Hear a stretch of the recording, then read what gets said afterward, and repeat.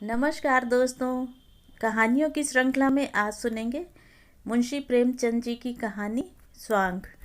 लेकिन उससे पहले मेरा आपसे विनम्र अनुरोध है कि अगर आपको मेरी कहानियाँ अच्छी लगती हैं तो मेरे चैनल को सब्सक्राइब ज़रूर करें, लाइक करें, शेयर करें और बेल आइकन दबाना बिल्कुल भी ना भूलें।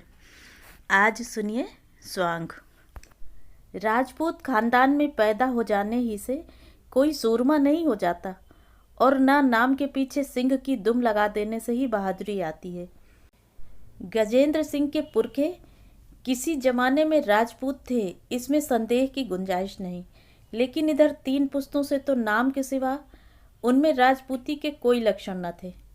गजेंद्र सिंह के दादा वकील थे और जिरह या बहस में कभी कभी राजपूती का प्रदर्शन कर जाते थे। बाप ने कपड़े की दुकान खोलकर इस प्रदर्शन की भी गुंजाइश न रखी और गजेंद्र सिंह ने तो लुटिया ही डुबो दी। डील डॉल में भी फर्क आता गया। भूपेंद्र सिंह का सीना लंबा चौड़ा था, नरेंद्र सिंह का पेट लंबा चौड़ा था, लेकिन गजेंद्र सिंह का कुछ भी लंबा चौड़ा न था। वह हल्के फुल्के गोरे चिट्ठे, ऐनकबाज, नाजुक बदन, फैशनेबल बाबू थे। उन्हें पढ़ने लिखने से दिलचस्पी थी। मगर राजपूत कैसा ही हो, उसकी शादी तो राजपूत खानदान ही में होगी। गजेंद्र सिंह की शादी जिस खानदान में हुई थी, उस खानदान में राजपूती जौहर बिल्कुल फना न हुआ था। उसके ससुर पेंशन सूबेदार थे, साले शिकारी और कुश्तीबाज। शादी हुए 2 साल हो गए थे, लेकिन अभी तक एक बार भी ससुराल ना आ सका। इम्तहानों से फुर्सत ही न मिलती थी। लेकिन अब पढ़ाई खत्म हो चुकी थी, नौकरी की तलाश थी। इसलिए अब की होली के मौके पर ससुराल से बुलावा आया तो उसने कोई हील हुज्जत न की। सूबेदार की बड़े बड़े अफसरों से पहचान थी। फौजी अफसरों की हुक्काम कितनी कद्र और कितनी इज्जत करते हैं, यह उसे खूब मालूम था। समझा मुमकिन है सूबेदार साहब की सिफारिश से नायब तहसीलदारी में नामजद हो जाए। इधर श्याम दुलारी से भी साल भर से मुलाकात नहीं हुई थी। एक निशाने से 2 शिकार हो रहे थे। नया रेशमी कोट बनवाया और होली के एक दिन पहले ससुराल जा पहुंचा। अपने गरांडील सालों के सामने बच्चा सा मालूम होता था। तीसरे पहर का वक्त था। गजेंद्र सिंह अपने सालों से विद्यार्थी काल के कारनामे बयान कर रहा था। फुटबॉल में किस तरह एक देव जैसे लंबे तड़ंगे गोरे को पटकनी दी, हॉकी मैच में किस तरह अकेले गोल कर लिया कि इतने में सूबेदार साहब देव की तरह आकर खड़े हो गए और बड़े लड़के से बोले, अरे सुनो, तुम यहाँ बैठे क्या कर रहे हो? बाबूजी शहर से आए हैं, इन्हें ले जाकर जरा जंगल की सैर करा लाओ, कुछ शिकार विकार खिलाओ। यहाँ ठंठर वंठर तो है नहीं, इनका जी घबराता होगा। वक्त भी अच्छा है, शाम तक लौट आओगे। शिकार का नाम सुनते ही गजेंद्र सिंह की नानी मर गई। बेचारे ने उम्र भर कभी शिकार न खेला था। यह देहाती उजड़ लौंडे उसे न जाने कहाँ कहाँ दौड़ाएंगे। कहीं किसी जानवर से सामना हो गया तो कहीं के न रहे। कौन जाने हिरन ही चोट कर बैठे। हिरन भी तो भागने की राह न पाकर कभी कभी पलट पड़ता है। कहीं भेड़िया निकल आए तो काम ही तमाम कर दे। बोले, मेरा तो इस वक्त शिकार खेलने को जी नहीं चाहता, बहुत थक गया हूँ। सूबेदार साहब ने फरमाया, तुम घोड़े पर सवार हो लेना, यही तो देहात की बहार है। चुन्नू, जाकर बंदूक ला, मैं भी चलूँगा। कई दिन से बाहर नहीं निकला, मेरा राइफल भी लेते आना। चुन्नू और मुन्नू खुशी खुशी बंदूक लेने दौड़े। इधर गजेंद्र की जान सूखने लगी। पछता रहा था कि नाहक इन लौंडों के साथ गपशप करने लगा। जानता कि यह बला सिर पर आने वाली है तो आते ही फौरन बीमार बनकर चारपाई पर पड़ा रहता। अब तो कोई हीला भी नहीं कर सकता था। सबसे बड़ी मुसीबत थी घोड़े की सवारी। देहाती घोड़े यूं ही थान पर बंधे बंधे टर्रे हो जाते हैं और आसान सा कच्चा सवार देखकर तो वह और भी सेखियां बघारने लगते हैं। कहीं अलफ हो गया, मुझे लेकर किसी नाले की तरफ बेतहाशा भागा तो खैरियत नहीं। दोनों साले बंदूक लेकर आ पहुँचे। घोड़ा भी खिंचकर आ गया। सूबेदार साहब शिकारी कपड़े पहनकर तैयार हो गए। अब गजेंद्र के लिए कोई हीला न रहा। उसने घोड़े की तरफ कनखियों से देखा। बार बार जमीन पर पैर पटकता था, हिनहिनाता था। उठी हुई गर्दन, लाल आंखें, कनौतियाँ खड़ी, बोटी बोटी फड़क रही थी। उसकी तरफ देखते हुए डर लगता था। गजेंद्र दिल में सहम उठा, मगर बहादुरी दिखाने के लिए घोड़े के पास जाकर उसके गर्दन पर इस तरह थपकियाँ दी कि जैसे पक्का शहसवार है, और बोला, जानवर तो दमदार है, मगर मुनासिब नहीं मालूम होता कि आप लोग पैदल चलें और मैं घोड़े पर बैठूं। ऐसा कुछ थका नहीं, मैं भी पैदल ही चलूँगा, इसका मुझे अभ्यास है। सूबेदार ने कहा, बेटा जंगल दूर है, थक जाओगे। बड़ा सीधा जानवर है, बच्चा भी सवार हो सकता है। गजेंद्र ने कहा, जी नहीं, मुझे भी यूं ही चलने दीजिए, गपशप करते हुए चलेंगे। सवारी में वह लुत्फ कहाँ। आप बुजुर्ग हैं, आप सवार हो जाएं। चारों आदमी पैदल चले। लोगों पर गजेंद्र की इस नम्रता का बहुत अच्छा असर हुआ। सभ्यता और सदाचार तो शहर वाले ही जानते हैं, तिस पर इल्म की बरक। थोड़ी दूर के बाद पथरीला रास्ता मिला। एक तरफ हरा भरा मैदान, दूसरी तरफ पहाड़ का सिलसिला। दोनों ही तरफ बबूल, करील, करौंद और ढाक के जंगल थे। सूबेदार साहब अपनी फौजी जिंदगी के पिटे हुए किस्से कहते चले आते थे। गजेंद्र तेज चलने की कोशिश कर रहा था, लेकिन बार बार पिछड़ जाता था और उसे 2-4 कदम दौड़कर उनके बराबर होना पड़ता था। पसीने से तर हाँफता हुआ अपनी बेवकूफ़ी पर पछताता चला जाता था। यहाँ आने की ज़रूरत ही क्या थी। श्याम दुलारी महीने 2 महीने में आ ही जाती। मुझे इस वक्त कुत्ते की तरह दौड़ते आने की क्या ज़रूरत थी। अभी से यह हाल है, शिकार नज़र आ गया तो मालूम नहीं क्या आफत आएगी। मील 2 मील की दौड़ तो उनके लिए मामूली बात है, मगर यहाँ तो कचूमर ही निकल जाएगा। शायद बेहोश होकर ही गिर पड़ूं। पैर अभी से मन मन भर के हो रहे थे। यकाएक रास्ते में सेमल का एक पेड़ नजर आया। नीचे लाल लाल फूल बिछे हुए थे, ऊपर सारा पेड़ गुलनार हो रहा था। गजेंद्र वहीं खड़ा हो गया और उस पेड़ को मस्तानी निगाहों से देखने लगा। चुन्नू ने पूछा, क्या है जिया जी, रुक कैसे गए? गजेंद्र सिंह ने मुग्ध भाव से कहा, कुछ नहीं, इस पेड़ का आकर्षक सौंदर्य देखकर दिल बाग बाग हुआ जा रहा है। आहा, क्या बहार है, क्या रौनक है, क्या शान है कि जैसे जंगल की देवी ने गोधूली के आकाश को लज्जित करने के लिए केसरिया जोड़ा पहन लिया हो, या ऋषियों की पवित्र आत्माएं अपनी शाश्वत यात्रा में यहाँ आराम कर रही हों, या प्रकृति का मधुर संगीत मूर्तिमान होकर दुनिया भर पर मोहनी मंत्र डाल रहा हो। आप लोग शिकार खेलने जाइए, मुझे इस अमृत से तृप्त होने दीजिए। दोनों नौजवान आश्चर्य से गजेंद्र का मुंह ताकने लगे। उनकी समझ ही में न आया कि यह महाशय कह क्या रहे हैं। देहात के रहने वाले, जंगलों में घूमने वाले, सेमल उनके लिए कोई अनोखी चीज़ न थी। उसे रोज देखते थे, कितनी ही बार उस पर चढ़े थे, उसके नीचे दौड़े थे, उसके फूलों की गेंद बनाकर खेले थे। उन पर यह मस्ती कभी न छाई थी। सौंदर्य का उपभोग करना बेचारे क्या जाने। सूबेदार साहब आगे बढ़ गए थे। इन लोगों को ठहरा हुआ देखकर लौट आए और बोले, क्यों बेटा, ठहर क्यों गए? गजेंद्र ने हाथ जोड़कर कहा, आप लोग मुझे माफ़ कीजिए, मैं शिकार खेलने न जा सकूंगा। फूलों की यह बहार देखकर मुझ पर मस्ती सी छा गई है। मेरी आत्मा स्वर्ग के संगीत का मजा ले रही है।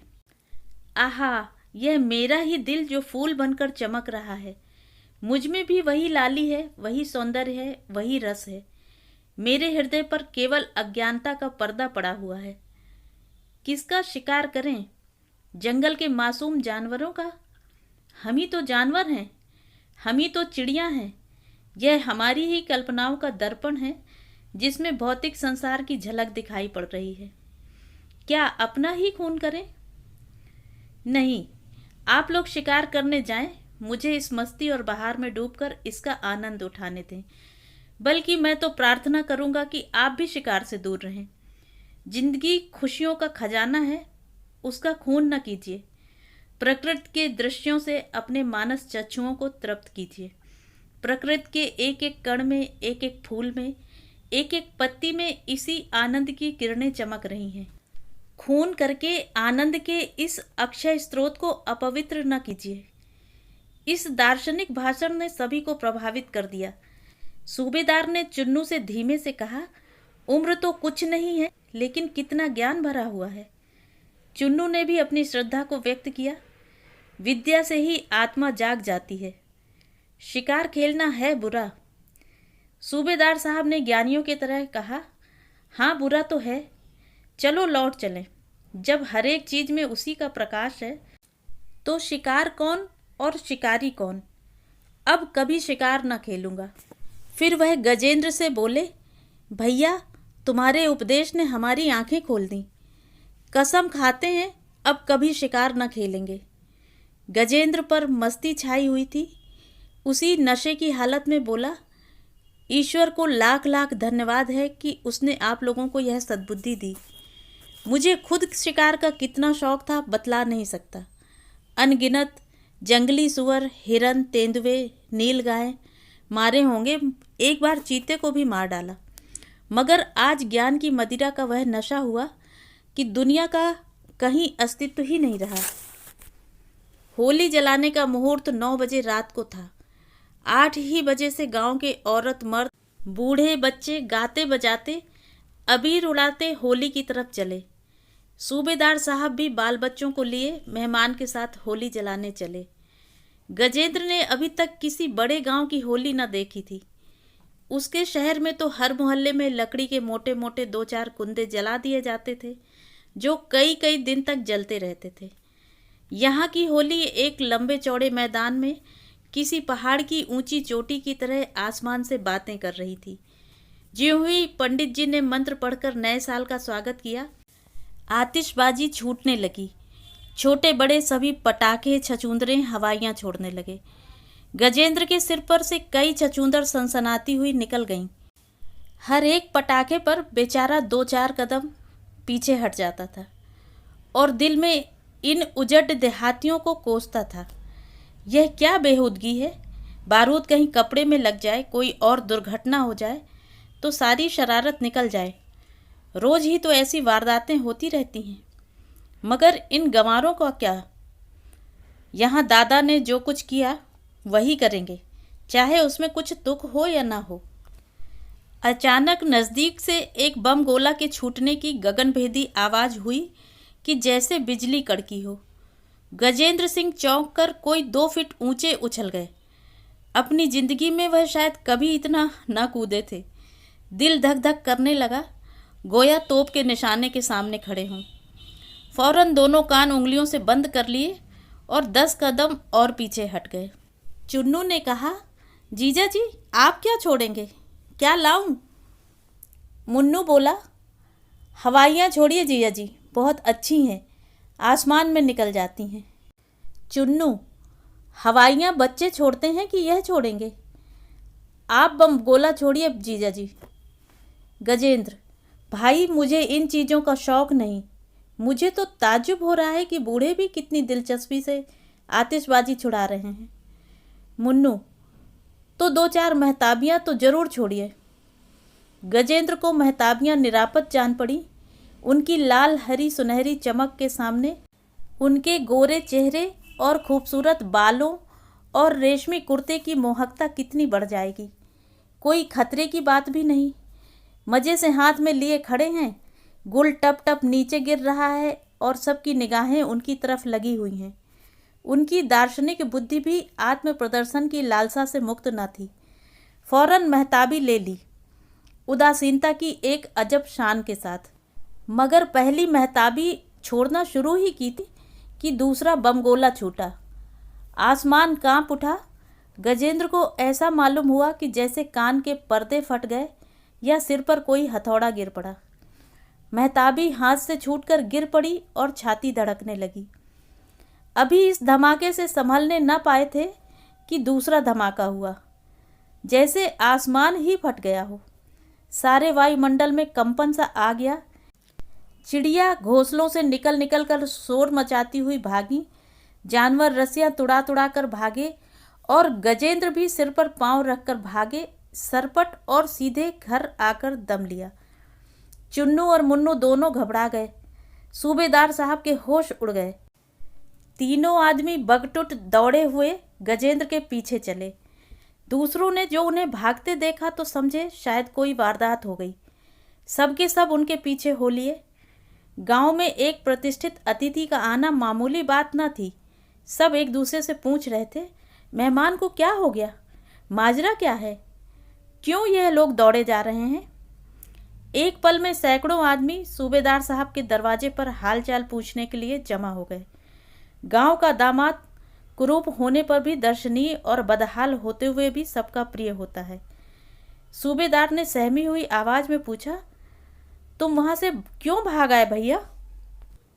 गजेंद्र को क्या मालूम था कि उसके चले आने से यह तहलका मच जाएगा, मगर उसके हाजिर दिमाग ने जवाब सोच लिया था, और जवाब भी ऐसा कि गांव वालों पर उसकी अलौकिक दृष्टि की धाक जमा दे। बोला, कोई खास बात न थी, दिल में कुछ ऐसा ही आया कि यहाँ से भाग जाना चाहिए। नहीं, कोई बात तो जरूर थी। आप पूछ कर क्या करेंगे, मैं उसे जाहिर करके आपके आनंद में विघ्न नहीं डालना चाहता। जब तक बतला न दोगे बेटा, हमें तसल्ली नहीं होगी। सारा गांव घबराया हुआ है। गजेंद्र ने फिर सूफियों का सा चेहरा बनाया, आंखें बंद कर लीं, जम्हाइयाँ ली और आसमान की तरफ देखकर बोले, बात यह है कि ज्यों ही मैंने महताबी हाथ में ली, मुझे मालूम हुआ जैसे किसी ने उसे मेरे हाथ से छीनकर फेंक दिया। मैंने कभी आतिशबाजियां नहीं छोड़ी, हमेशा उनको बुरा भला कहता रहा हूँ। आज मैंने वह काम किया जो मेरी अंतरात्मा के खिलाफ था। बस गजब ही तो हो गया। मुझे ऐसा मालूम हुआ जैसे मेरी आत्मा मुझे धिक्कार रही है। शर्म से मेरी गर्दन झुक गई और मैं इसी हालत में वहाँ से भागा। अब आप लोग मुझे माफ़ करें, मैं आपके जश्न में शरीक न हो सकूँगा। सूबेदार साहब ने इस तरह गर्दन हिलाई कि जैसे उनके सिवा वहाँ कोई इस आध्यात्म का रहस्य नहीं समझ सकता। उनकी आंखें कह रही थीं, आती हैं तुम लोगों को समझ में यह बातें, तुम भला क्या समझोगे, हम भी कुछ कुछ ही समझते हैं।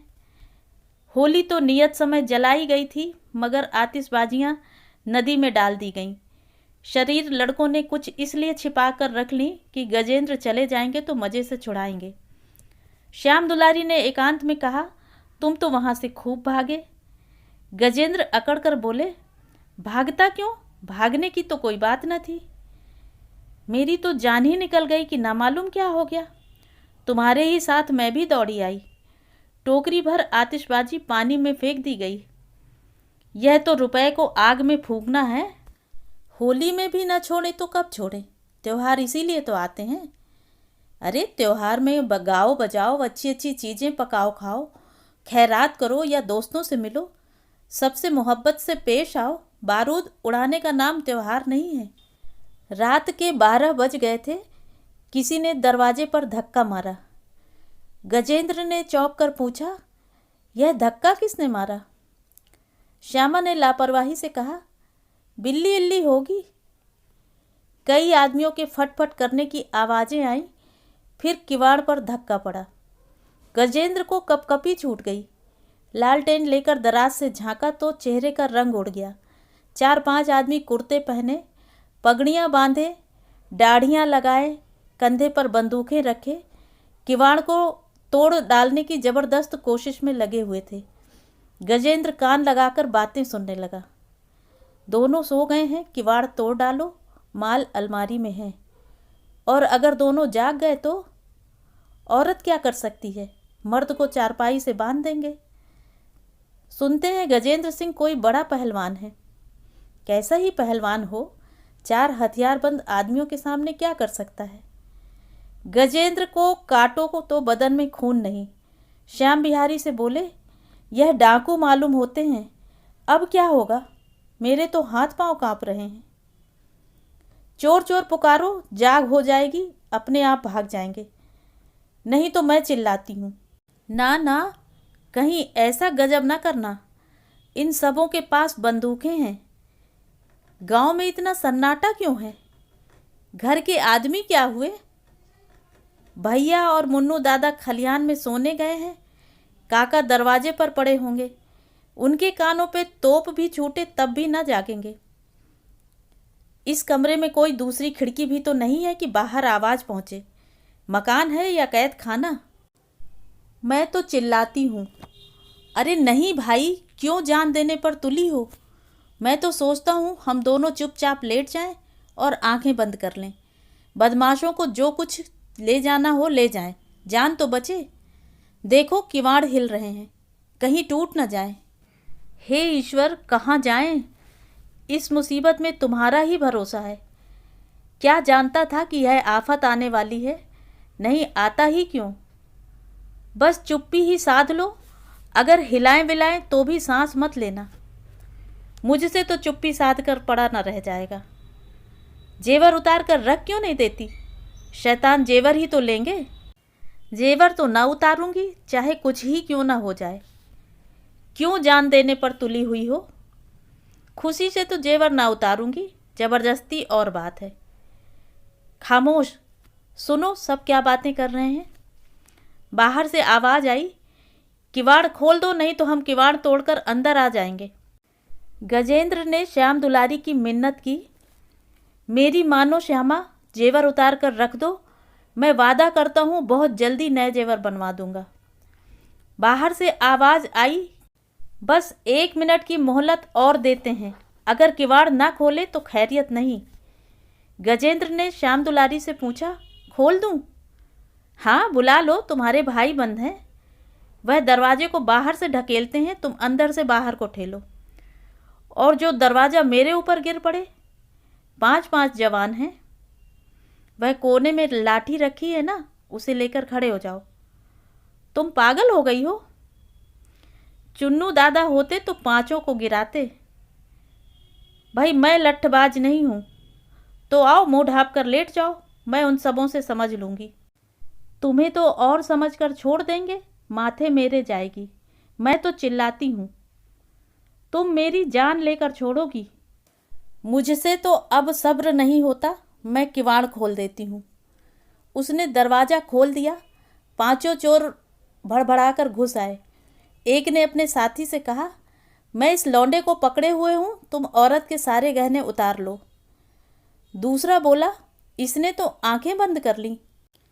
अरे तुम आंखें क्यों नहीं खोलती जी?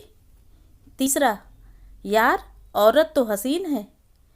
चौथा, सुनती है ओ मेहरिया, जेवर दे दे नहीं गला घोंट दूंगा। गजेंद्र दिल में बिगड़ रहे थे, यह चुड़ैल जेवर क्यों नहीं उतार देती। श्याम दुलारी ने कहा, गला घोंट दो चाहे गोली मार दो, जेवर ना उतारूंगी। पहला, इसे उठा ले चलो, यूँ ना मानेगी, मंदिर खाली है। दूसरा, बस यही मुनासिब है, क्यों रे छोकरी, हमारे साथ चलेगी। श्याम दुलारी, तुम्हारे मुंह में कालिख लगा दूंगी। तीसरा, ना चलेगी तो इस लौंडे को ले जाकर बेच डालेंगे। श्यामा, एक एक को हथकड़ी लगवा दूंगी। चौथा, क्यों इतना बिगड़ती है महारानी, जरा हमारे साथ चली क्यों नहीं चलती। क्या हम इस लौंडे से भी गए गुजरे हैं? क्या रह जाएगा अगर हम तुझे ज़बरदस्ती उठाकर ले जाएंगे? यूँ सीधी तरह नहीं मानती। तुम जैसी हसीन औरत पर जुल्म करने को जी नहीं चाहता। पांचवा, या तो सारे जेवर उतार कर दे दो या हमारे साथ चलो। श्याम दुलारी, काका आ जाएंगे तो एक एक की खाल उधेड़ डालेंगे। पहला, यह यूँ ना मानेगी, इस लौंडे को उठा ले चलो, तब आप ही पैरों पड़ेगी। 2 आदमियों ने एक चादर से गजेंद्र के हाथ पांव बांधे। गजेंद्र मुर्दे की तरह पड़े हुए थे, सांस तक न आती थी। गजेंद्र दिल में ही झुंझला रहे थे, हाय कितनी बेवफा औरत है, जेवर न देगी चाहे यह सब मुझे जान से मार डालें। अच्छा जिंदा बचूंगा तो देखूंगा। डाकुओं ने गजेंद्र को उठा लिया और लेकर आंगन में पहुंचे तो श्याम दुलारी दरवाजे पर खड़ी होकर बोली, इन्हें छोड़ दो तो मैं तुम्हारे साथ चलने को तैयार हूँ। पहला, पहले ही क्यों न राजी हो गई थी, चलेगी ना। श्याम दुलारी, चलूँगी, कहती तो हूँ। तीसरा, अच्छा तो चल, हम इसे छोड़ देते हैं। दोनों चोरों ने गजेंद्र को लाकर चारपाई पर लिटा दिया और श्याम दुलारी को लेकर चल दिए। कमरे में सन्नाटा छा गया। गजेंद्र ने डरते डरते आंखें खोली, कोई नजर न आया। उठकर दरवाजे से झांका, सहन में भी कोई न था। तीर की तरह निकलकर सदर दरवाजे पर आए, लेकिन बाहर निकलने का हौसला न हुआ। चाहा कि सूबेदार साहब को जगाएं, लेकिन मुंह से आवाज़ न निकली। उसी वक्त कह कहे की आवाज़ आई। 5 औरतें चुहल करती हुई श्याम दुलारी के कमरे में आईं। गजेंद्र का वहाँ पता न था। 1, कहाँ चले गए? श्याम दुलारी, बाहर चले गए होंगे। दूसरी, बहुत शर्मिंदा होंगे। तीसरी, डर के मारे तो उनकी सांस ही बंद हो गई थी। गजेंद्र ने बोलचाल सुनी तो जान में जान आई। समझे शायद घर में जाग हो गई है। लपक कर कमरे के दरवाजे पर आए और बोले, जरा देखिए श्यामा कहाँ है? मेरी तो नींद ही ना खुली, जल्द किसी को दौड़ाइए। यकाएक उन्हीं औरतों के बीच में श्यामा को खड़े हंसते देखकर हैरत में आ गए।